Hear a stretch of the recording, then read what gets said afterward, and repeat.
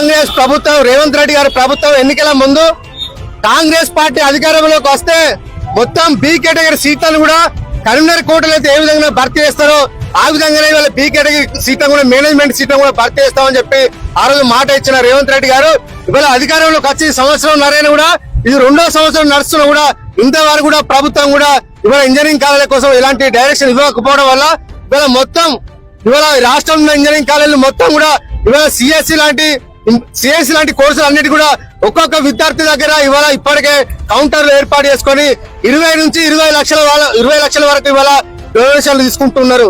మామూలు వాళ్ళు ఇవాళ మెరిట్ ఉండే విద్యార్థులు కూడా ఇవాళ ఈ కాలేజీలో చేరాలంటే ఇవాళ ఆర్థికంగా డబ్బులు కట్టలేని పరిస్థితి ఉంటుంది కాబట్టి చేరాలంటేనే ఇవాళ భయపడతా ఉన్నారు.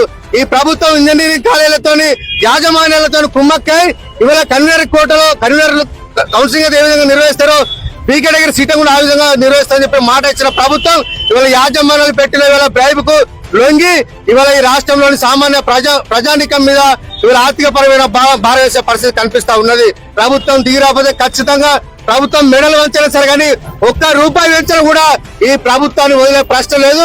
పేదవాళ్లకు విద్యార్థులందరూ కూడా ఇవాళ బీఆర్ఎస్ విద్యార్థి విభాగం అన్నదానం ఉంటది. కేసీఆర్ గారి నాయకత్వంలో కేటీఆర్ గారి నాయకత్వంలో రాష్ట్ర వ్యాప్తంగా మేము ఆందోళన చేపడతాం. ప్రభుత్వం ఇప్పటికైనా మేల్కొని ఈ ఫీజులు మాత్రం పెంచకుండా చర్యలు తీసుకోవాలని చెప్పి యాజమాన్యాలకు లొంగి కనుక వాళ్ళు ఇచ్చే డబ్బుల కోసం ఆశపడి కనుక ఫీజులు పెంచంటే ఈ రాష్ట్రంలోని పేద వర్గాల మీద పేద ప్రజల మీద ఇవాళ భారం పడుతుంది.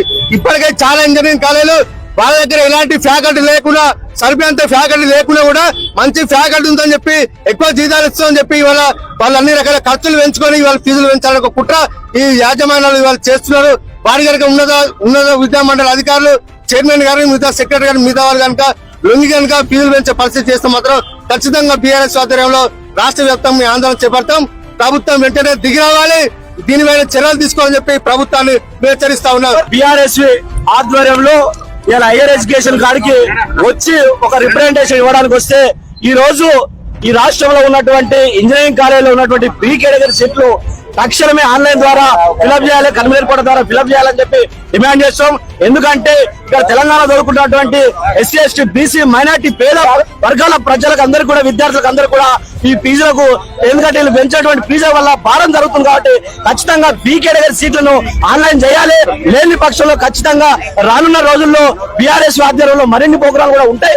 ఎందుకంటే ఈ రాష్ట్ర ప్రభుత్వం రాష్ట్ర అధికారంలో రాకముందుకు వీళ్ళు ఇచ్చినటువంటి మాటలు అంటే విద్యా వ్యవస్థకు పూర్తిగా అంటే చిన్న భిన్నమైన విధంగా ఎందుకంటే ఈ విద్యా వ్యవస్థ అంతా కూడా హైయర్ ఎడ్యుకేషన్ కాకుండా కిందికి వెళ్ళి చూస్తే స్కూల్ ఎడ్యుకేషన్ కాన్సెప్ట్ మొదలు పెడితే హైయర్ ఎడ్యుకేషన్ దాకా కూడా చాలా ఫీజులు వసూలు చేసి పేద ప్రజల మీద భారం పడే విధంగా జరుగుతుంది. ఎందుకంటే ఈ రాష్ట్రంలో ఉన్నటువంటి ఇంజనీరింగ్ కాలేజీలలో దోపిడీ ఇంజనీరింగ్ కాలేజీలు కార్పొరేట్ కొమ్ము కాసే విధంగా ఈ ప్రభుత్వం ఉత్సాహం పలుకుతుంది. కాబట్టి ఖచ్చితంగా బి కేటగిరీ సీట్లు ఏవైతే ఉన్నాయో ఖచ్చితంగా కన్వీనర్ కోట ద్వారా ఫిలప్ చేయాలని చెప్పి కూడా మేము డిమాండ్ చేస్తున్నాం. అవకాశం